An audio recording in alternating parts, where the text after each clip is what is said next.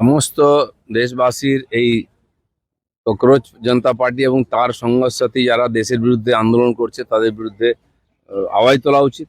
বিধানসভায় আমাদের বিধায়করা এর বিরুদ্ধে বিরোধ দেখিয়েছেন, কালো ব্যাচ পড়েছেন। তারা দেশ জুড়ে বিরোধিতা হয়। এরা ভেবেছে যা ইচ্ছা করতে পারে, এটাই গণতন্ত্র, তা চলতে পারে না।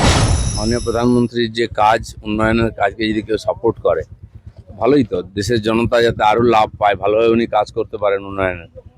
বাকি পার্টি যারা আছে তারাও সাপোর্ট করুক।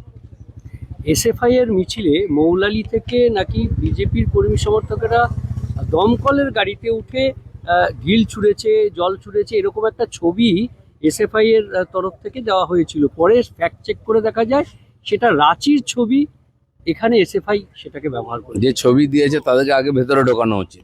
এই সমস্ত অ্যান্টি সোশ্যাল যারা, তারা বিভিন্ন ব্যানার নিয়ে ঘুরে বেড়াচ্ছে আর তাদেরকে নিজেদের ব্যানারের তলায় নিয়ে আসছে, এ সমস্ত কটাকে ঢোকানো উচিত। আর আমাদের সরকার ঢোকাবে, সব ভিডিও আছে। দাদা, আজকে সংঘ পরিবার পথে নামছে, ছাত্র শিক্ষক অধ্যাপক শিক্ষাকর্মীরাই মহামিছিলে থাকছেন। মূলত যেভাবে গুন্ডামি চলেছে সেই প্রতিবাদে তারা আজকে রাস্তায় নামছে, যে কিভাবে দিল্লি থেকে গোটা দেশ জুড়ে চলছে এই ধরনের গুন্ডামি বা অন্যান্য বিষয়। সমস্ত দেশবাসীর এই ককরোচ জনতা পার্টি এবং তার সংঘর্ষসাথী যারা দেশের বিরুদ্ধে আন্দোলন করছে তাদের বিরুদ্ধে আওয়াজ তোলা উচিত। বিধানসভায় আমাদের বিধায়করা এর বিরুদ্ধে বিরোধ দেখিয়েছেন, কালো ব্যাচ পড়েছেন। তারা দেশ জুড়ে বিরোধিতা হয়। এরা ভেবেছে যা ইচ্ছা করতে পারে, এটাই গণতন্ত্র, তা চলতে পারে না। দেশের বেশিরভাগ জনতা এদের বিরুদ্ধে আছে, এটা একবার তো প্রকাশ করার দরকার আছে। এই প্রসঙ্গে আরেকটা বলছি যে বিরোধীদের হাতে তাহলে পেন্সিল রইলো, যে শিক্ষামন্ত্রী পদত্যাগ করে দিলেন এবং পড়ুয়ারা তাদের যে আন্দোলন সেটা তুলে নিলেন। কাজে বিরোধীদের যারা পড়ুয়াদেরকে নাচাচ্ছিল, পড়ুয়ারা পরে বুঝতে পেরেছেন যে তাদেরকে বড় হিসেবে ব্যবহার করা হয়, তারা সরে গেছেন। তাদের আন্দোলন ছিল 1 পয়েন্ট, ঠিক আছে, শিক্ষামন্ত্রী পদত্যাগ করেছেন।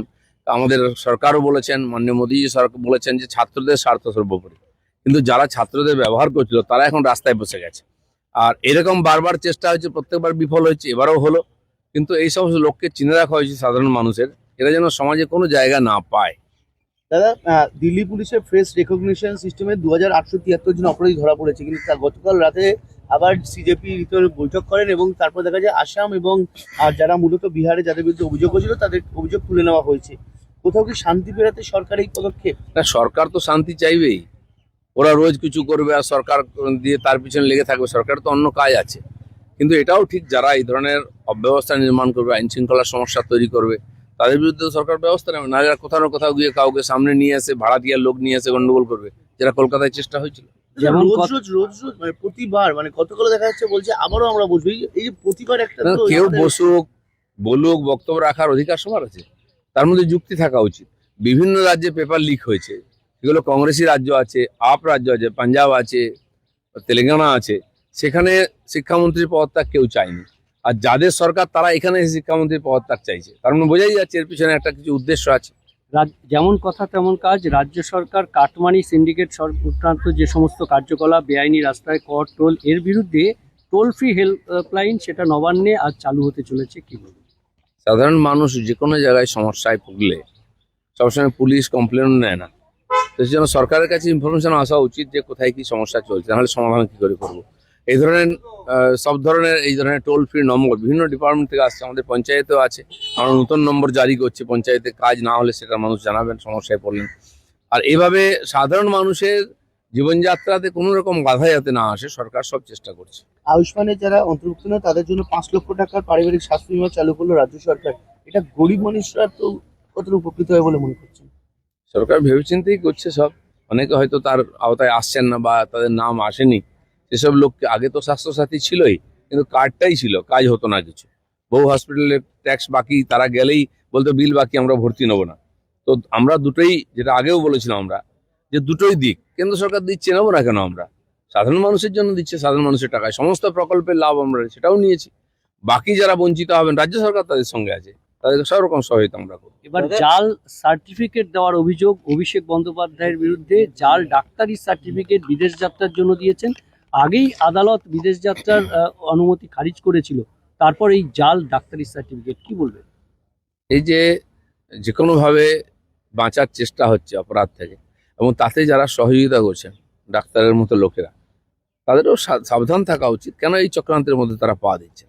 কেউ হয়তো ভয়ে বা বিশেষ পরিস্থিতিতে দিয়েছেন, কিন্তু অন্যায় করলে তো সাজা পেতে হবে, ইনকোয়ারি হবে সব।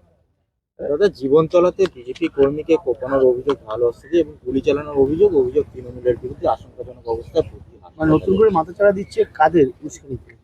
ভাঙড় এলাকা, জীবনতলা সবসময় উপদ্রুত এলাকা। বিশেষ করে ওখানে সংখ্যালঘু যারা হিন্দুরা, তারা খুব ভয়ের মধ্যে থাকেন।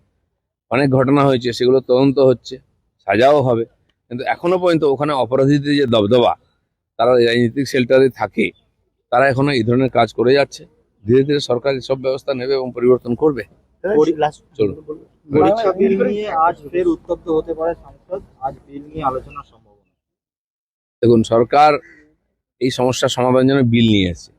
যারা লাফাচ্ছিলেন তাদের এই বিলকে সাপোর্ট করে আইন পাস করানো উচিত।